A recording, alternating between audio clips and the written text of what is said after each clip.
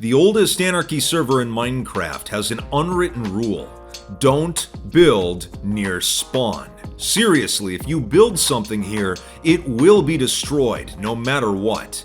It's been this way for over 11 years. Many have foolishly tried making bases here, only to have them become indistinguishable from the surrounding chaos. But what happens if you ignore all of these warnings and try to build a base here anyway? How long will it actually last? I decided to conduct an experiment of sorts to find out. I gathered a bunch of materials and built a decoy base in the most dangerous area of the spawn region. I stocked it with food, supplies, and even built a farm to make it fully self-sufficient. I then logged in every 24 hours to document the build and see how long it could survive. Without spoiling anything, let's just say there were a few things that happened I was not expecting. So join me today as we see what happens when we build a base in the most dangerous region of 2b2t, and see how many days pass before absolutely nothing is left of it. Things are going to get very interesting.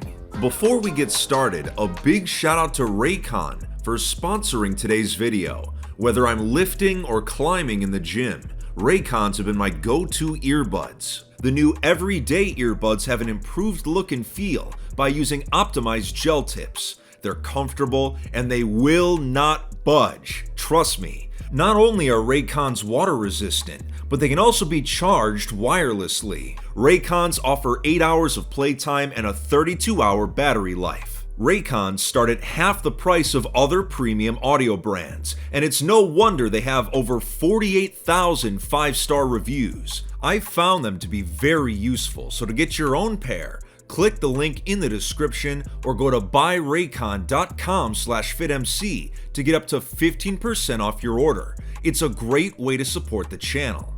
Now then, let's get started. Building things at spawn was not always the worst idea in the world. In the early years of the server, since there was less player activity, anything built at spawn usually stood for longer periods of time.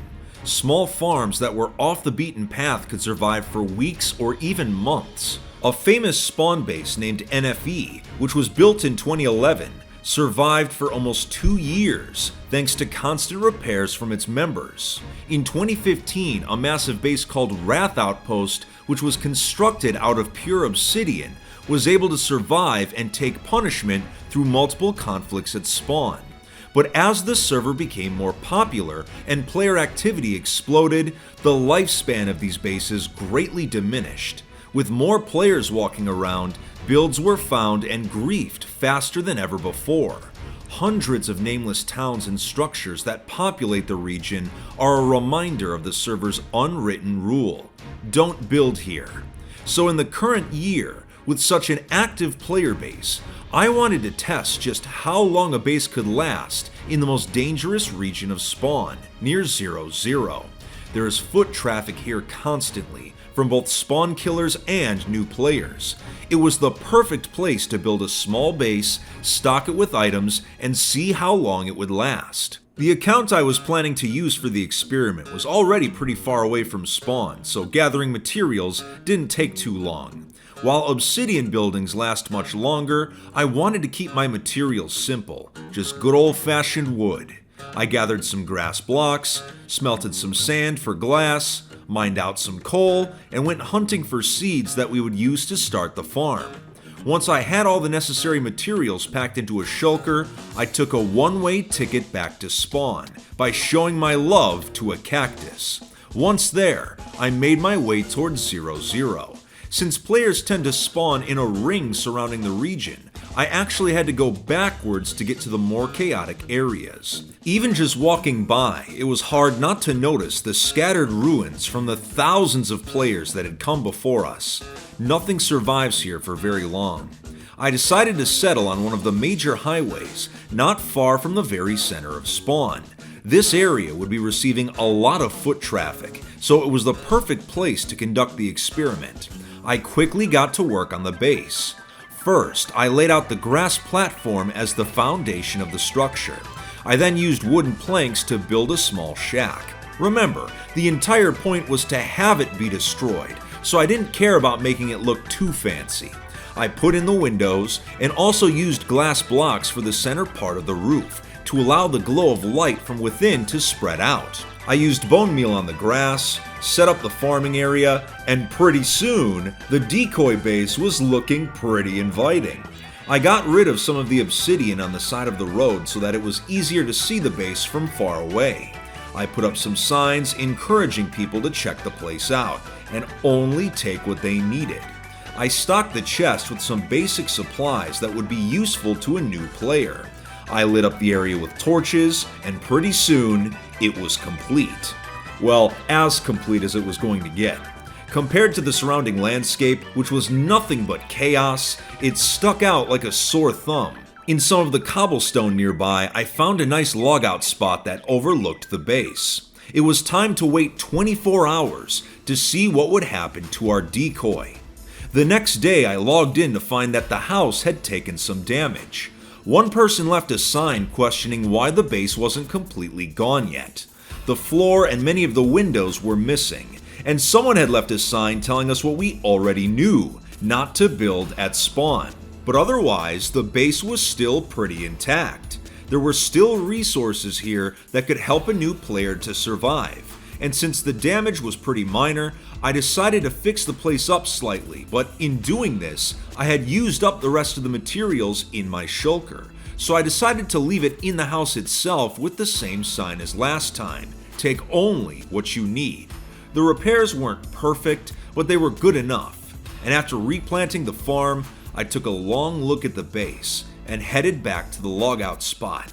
Hitting that disconnect button, I expected the worst. I logged in again the next day, headed towards the decoy base, and to my complete shock, it was still standing. It seemed that someone named Release had taken up residence there. The crafting table and shulker were missing, and there was some minor damage to one of the walls, but everything was still intact, and there were still even crops growing on the farm. I had not expected this. To be this close to spawn and have the base still standing was purely luck. There was even a random diamond pickaxe just sitting on the highway, so clearly there had been a decent amount of player activity. The base had already lasted longer than I thought it would. 48 hours was impressive. Maybe it could survive even longer. I took one last look at it, headed back to the cobblestone, and logged out.